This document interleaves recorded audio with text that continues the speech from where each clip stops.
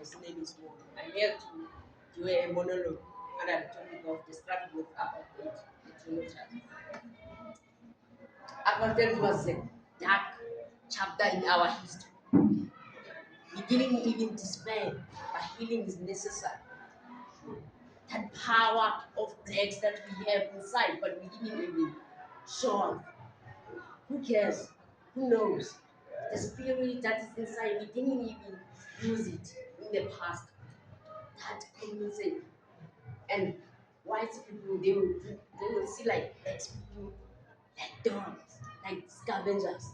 That pain, that tears, that feeling. Some people they will understand, but some they do not even despair. But today we are here.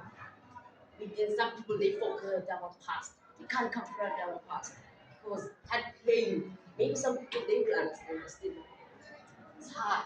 But it's hard to understand. That's came through.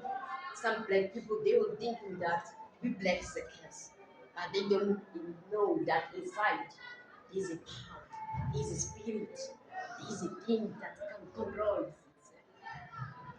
But anyway, some they despair, but some they use their something that is secret powerful.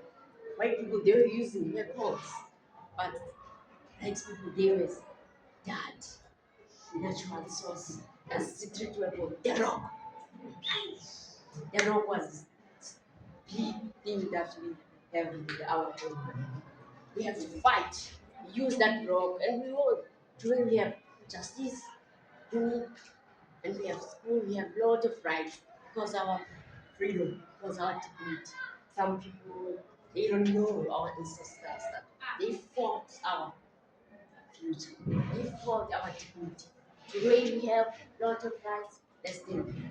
Thank you.